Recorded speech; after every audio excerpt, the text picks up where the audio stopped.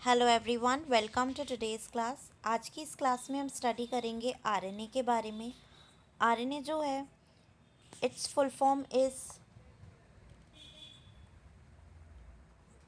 Ribo nucleic acid, या इसे हम राइबो न्यूक्लिक अम्ल के नाम से भी जानते हैं। अब हम इसकी डेफिनेशन देखते हैं तो आरएनए एक एकल स्ट्रैंड न्यूक्लिक एसिड है जो डीएनए से सूचना लेकर प्रोटीन के निर्माण में मदद करता है। आरएनए क्या है? एक एकल स्ट्रैंड न्यूक्लिक एसिड है जो डीएनए से क्या करता है? सूचना लेता है। डीएनए क्या होता है भाई? DNA is deoxy ribo nucleic acid, है ना, न्यूक्लिक अम्ल है दोनों। तो आरएनए डीएनए से इंफॉर्मेशन लेकर के क्या करता है? प्रोटीन का निर्माण करता है। फिर हम आगे देखें इसकी संरचना। तो आरएनए की जो संरचना है वो बनी होती है एकल स्ट्रैंड से। फिर इसमें न्यूक्लियोटाइड्स होते हैं, फॉस्फेट प्लस शुगर। शुगर जो पाई जाती है इसमें राइबोज शुगर पाई जाती है, और कुछ नाइट्रोजनस बेसिस होते हैं।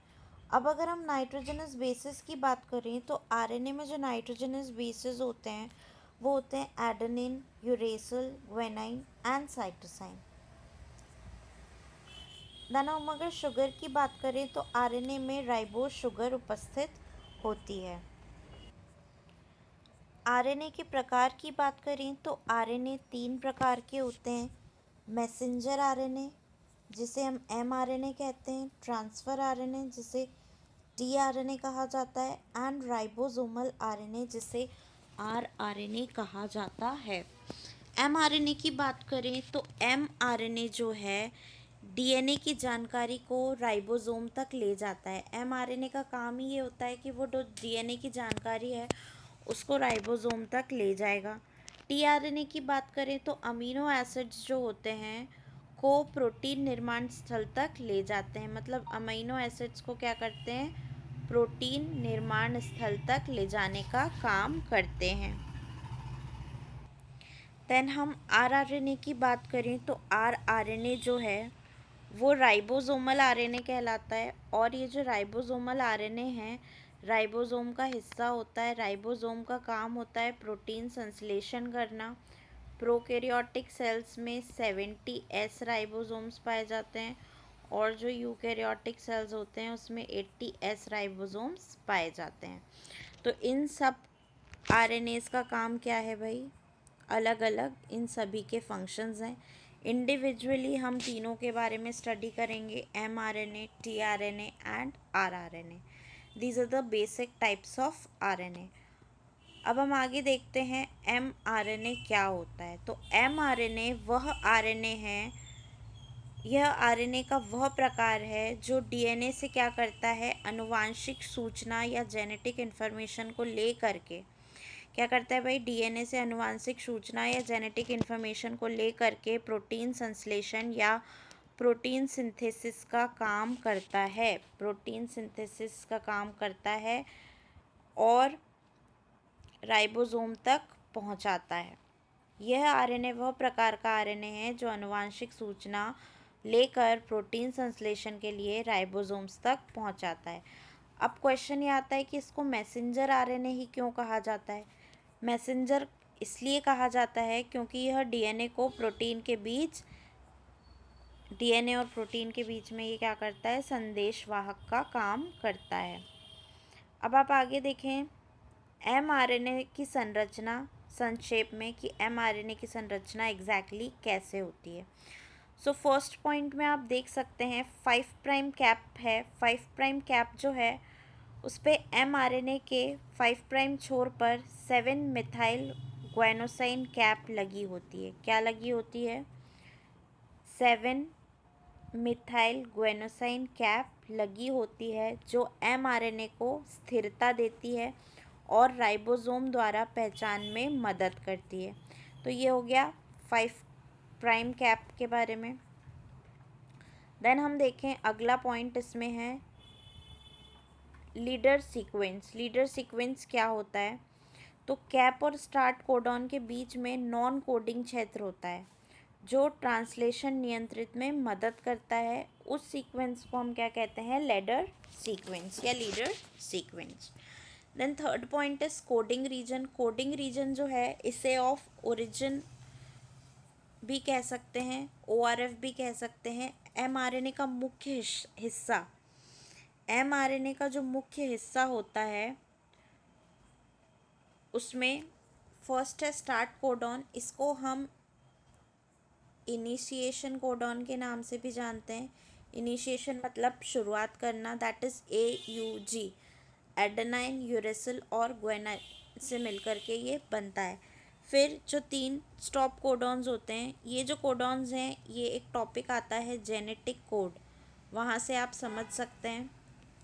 जेनेटिक कोड में UAA, UAG और UGA, ये जो कोडॉन्स हैं इनके नाम हैं अंबर, ओकर और ओपल। तो कोडिंग रीजन जो होता है उसमें mRNA का मुख्य हिस्सा जिसमें स्टार्ट कोडॉन मतलब AUG से लेकर स्टॉप कोडॉन मतलब UAA, UAG, UGA तक की कोडिंग जानकारी रहती है। सारी कोडिंग जानकारी कोडिंग रीजन स्टोर करके रखता है। देन हम बात करें 3' UTR की। 3' UTR जो है वो है अनुवर्ती नॉन कोडिंग क्षेत्र। स्टॉप कोडॉन के बाद का भाग mRNA की स्थिरता और नियमन में सहायक है। अब आप इसमें एक चीज़ और देखें, अभी मैंने आपसे बात की कोडिंग रीजन की और नॉन कोडिंग रीजन की। DNA हुआ, RNA हुआ, इसमें जो कोडिंग रीजन्स होते हैं उनको हम कहते हैं एक्सॉन्स, और जो नॉन कोडिंग रीजन्स होते हैं उनको बोलते हैं हम इंट्रॉन्स। आप एक्सॉन्स जो कोडिंग है उनको EC से याद रख सकते हैं और इंट्रॉन्स जो नॉन कोडिंग है उनको INC से याद रख सकते हैं। देन हम आगे की बात करें, अगला पॉइंट इसमें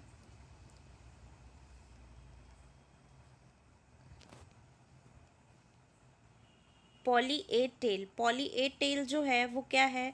3' छोर पर एडेनाइन न्यूक्लियोटाइड्स की लंबी श्रृंखला। 3' छोर पर जो एडेनाइन न्यूक्लियोटाइड्स हैं उनकी लंबी श्रृंखला को आप पॉली ए टेल कहेंगे। लगभग 100 से 250 एंगस्ट्रॉम की ये होती है जो mRNA को एंजाइम से टूटने से बचाती है और न्यूक्लियस से साइटोप्लाज्म में ट्रांसपोर्ट में मदद करती है। क्या करती है? 3' छोर पर एडेनिन न्यूक्लियोटाइड्स की लंबी श्रृंखला है जो mRNA को एंजाइम से टूटने से बचाती है। mRNA को टूटने से बचाती है, एंजाइम mRNA को ना तोड़े, ये काम ये करती है, और न्यूक्लियस से साइटोप्लाज्म में ट्रांसपोर्ट में ये मदद करती है। अब आप देखें इसमें जो रीजन्स आपको दिखाई दे रहे हैं, ये एक mRNA का स्ट्रक्चर है। इसमें कैप रीजन उपस्थित है, यहाँ पर कैप रीजन आप देख सकते हैं। फिर यहाँ पर स्टार्ट कोडॉन है, बेसेस हैं और टेल रीजन है, और यहाँ पर एंड बेस उपस्थित है। यहाँ पर आप देख सकते हैं mRNA का मॉलिक्यूल किस प्रकार दिखाई देता है। तो स्टार्ट कोडॉन है 5' एंड पर, ट्रांसलेशन का डायरेक्शन हो रहा है, और यहाँ पर स्टॉप कोडॉन है। ये जो स्टॉप कोडॉन्स हैं ये 3 होते हैं, और स्टार्ट कोडॉन जो है वो AUG है। यहाँ पर आपको पॉली ए टेल भी दिखाई दे रही है। तो ये जो डायग्राम है ये mRNA का डायग्राम है जो आप सभी को बनाना है। फिर हम आगे देखते हैं RNA में tRNA। tRNA is known as transfer RNA। अभी मैंने आप सभी को बताया था कि tRNA क्या कहलाता है? ट्रांसफ़र RNA कहलाता है। tRNA को संदेशवाहक RNA या अडेप्टर RNA भी कहते हैं, ठीक है। ये क्या करता है? ये अमीनो एसिड को राइबोसोम तक ले जाता है ताकि प्रोटीन संश्लेषण हो सके।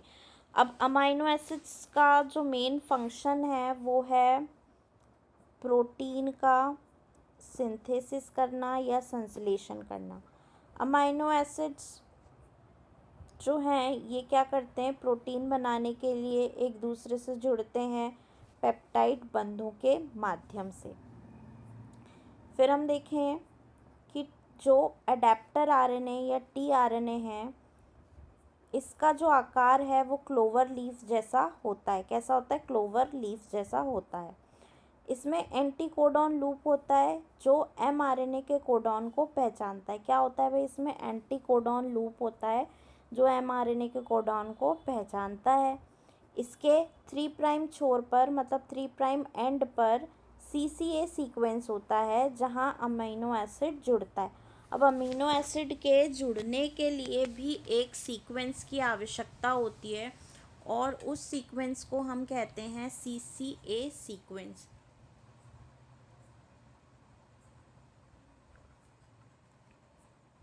प्रत्येक टीआरएनए एक विशिष्ट अमीनो एसिड के लिए विशेष होता है। अब आगे हम देखें इसका जो क्लोवर आकार होता है उसका डायग्राम अभी हम देखेंगे। इसके मुख्य कार्य आप देखिए, एमआरएनए पर लिखी आनुवांशिक सूचना को पढ़कर सही अमीनो एसिड को जोड़ना और प्रोटीन निर्माण करना। ठीक है। टीआरएनए के स्ट्रक्चर की बात करें तो क्लोवर लीफ मतलब तुलसी पत्ते जैसा इसका रूप होता है। टीआरएनए का सेकेंडरी स्ट्रक्चर अक्सर क्लोवर लीफ जैसी आकृति में होता है। अब इसमें 4 प्रमुख लूप होते हैं। कौन कौन से 4 प्रमुख लूप होते हैं वो आप देख सकते हैं। एंटीकोडॉन लूप होता है 3 न्यूक्लियोटाइड का सीक्वेंस जो एमआरएनए के कोडॉन से बेस पेयर करता है। ये क्या होता है? एंटीकोडॉन लूप जो होता है वो 3 न्यूक्लियोटाइड से बना होता है और एमआरएनए के कोडॉन से बेस पेयर ये करता है। देन आगे देखें, डी लूप होता है। डी लूप को कहते हैं डाईहाइड्रोयूरिडीन लूप। डाईहाइड्रोयूरिडीन लूप टीआरएनए की स्थिरता और फोल्डिंग में ये मदद करता है। फिर टी लूप है अगला। इसमें क्या होता है? राइबोसोम और टीआरएनए के इंटरेक्शन में ये मदद करता है। And the next one is variable loop. Variable loop जो है वो कुछ टीआरएनए में अलग अलग लंबाई का हो सकता है। ठीक है। वेरिएबल मतलब नाम से ही हम समझ में आ रहा है कि ये वेरी करता है, अलग अलग हो सकता है। Then amino acid acceptor stem की बात करें तो टीआरएनए का 3 प्राइम अंत जहाँ अमीनो एसिड जुड़ता है उसे अमीनो एसिड एक्सेप्टर स्टेम कहते हैं। अमीनो एसिड एक्सेप्टर स्टेम के बाद हम देखें सेकेंडरी और टर्शरी स्ट्रक्चर जो होता है, मतलब टीआरएनए की tertiary structure L shaped 3D form की होती है। ठीक है। इसके कुछ मुख्य बिंदु हैं। टीआरएनए एमआरएनए कोडॉन को अमीनो एसिड से जोड़ता है। कुल लंबाई इसकी 73 से 95 न्यूक्लियोटाइड्स होती है। एंटीकोडॉन और amino acid acceptor site 2 functional regions हैं। अब आप यहाँ पर इसका स्ट्रक्चर देख सकते हैं। यहाँ पर आपको एक्सेप्टर स्टेम दिखाई दे रही है, ACC है और ये 3 प्राइम एंड पर है। ठीक है। यहाँ पर आपको डी लूप दिखाई दे रहा है एंड यहाँ पर टी लूप है। This short arm is variable loop and यहाँ पर है एंटीकोडॉन लूप। तो इस तरीके से आप कंप्लीट स्ट्रक्चर बना सकते हैं टीआरएनए का। देन नेक्स्ट इज हमारा rRNA. RRNA is known as ribosomal RNA. RRNA को राइबोसोमल आरएनए कहा जाता है। इसका जो स्थान है वो राइबोसोम के अंदर प्रोकैरियोटिक में 70s राइबोसोम्स पाए जाते हैं और जो यूकैरियोटिक कोशिकाएं होती हैं उसमें 80s राइबोसोम्स पाए जाते हैं। अब क्या इनके कार्य हैं? तो पहला इनका कार्य है प्रोटीन सिंथेसिस करना। किसके कार्य की बात कर रहे हैं हम? आरआरएनए के कार्य की बात कर रहे हैं। प्रोटीन सिंथेसिस करना। प्रोटीन सिंथेसिस में स्ट्रक्चरल और फंक्शनल भूमिका निभाना। राइबोसोम्स के 2 सब यूनिट हैं, लार्ज और स्मॉल, उनका ये मुख्य कंपोनेंट है। और mRNA और tRNA को सही तरीके से जोड़ने में जो मदद करता है वो है rRNA। विशेषता इसकी ये है कि प्रोटीन नहीं है ये, लेकिन राइबोसोम के साथ मिलकर प्रोटीन बनाने में बहुत ज़्यादा आवश्यक भूमिका ये निभाता है। आरआरएनए के स्ट्रक्चर की हम बात करें तो इसकी संरचना को संक्षेप में हम देख लेते हैं। पहला है रासायनिक प्रकार। तो आरआरएनए क्या है? एक पॉलीन्यूक्लियोटाइड है। पॉलीन्यूक्लियोटाइड मतलब बहुत सारे न्यूक्लियोटाइड से मिलकर के बना हुआ है, यानी यह नाभिकीय अम्लों की लंबी श्रृंखला से बना होता है। अणु संरचना की बात करें तो इसमें राइबोस शुगर है, फॉस्फेट ग्रुप है और नाइट्रोजनस बेसेस हैं। आरएनए है, इसीलिए adenine, uracil, guanine and cytosine उपस्थित है। संरचनात्मक स्तर की बात करें तो प्राइमरी स्ट्रक्चर जो है वो न्यूक्लियोटाइड की लीनियर श्रृंखला है, मतलब एक स्ट्रेट लाइन है। सेकेंडरी स्ट्रक्चर की बात करें तो खुद से हेयरपिन लूप्स और स्टेम लूप स्ट्रक्चर बनाने का ये काम करता है। हम आरआरएनए की बात कर रहे हैं यहाँ पर, है ना। एंड टर्शरी स्ट्रक्चर की बात करें तो फोल्डेड 3D संरचना जो राइबोसोमल प्रोटीन्स के साथ मिलकर राइबोसोम बनाती है। ठीक है, फिर आगे हम देखें कार्य क्षेत्र। तो आरआरएनए राइबोसोम का मुख्य स्ट्रक्चरल और फंक्शनल हिस्सा होता है जो प्रोटीन सिंथेसिस में मदद करता है। प्रोकैरियोट्स में जो आरआरएनए हैं वो 16S, 23S, 5S टाइप्स के हैं। यूकैरियोट्स में 18S, 28S, 5.8S और 5S टाइप के हैं। ये जो S है, S इज़ स्वेडबर्ग्स यूनिट। स्वेडबर्ग एक साइंटिस्ट थे, उन्होंने ये यूनिट दी थी। साथ ही साथ इसे सेडिमेंटेशन कोएफिशिएंट भी कहते हैं। हम आगे देखें भाई, आरआरएनए इस तरीके से लार्ज सब यूनिट और स्मॉल सब यूनिट से मिलकर के बनता है राइबोसोम का ये स्ट्रक्चर है। अब यहाँ पर आप राइबोसोम देख सकते हैं। राइबोसोम की लार्ज सब यूनिट है, उस पर अमीनो एसिड क्या कर रहे हैं, ग्रो कर रहे हैं in the form of polypeptide chain. यहाँ पर mRNA है और यहाँ पर tRNA है और राइबोसोम की स्मॉल सब यूनिट यहाँ पर नीचे लगी हुई है। So this is the process जिसमें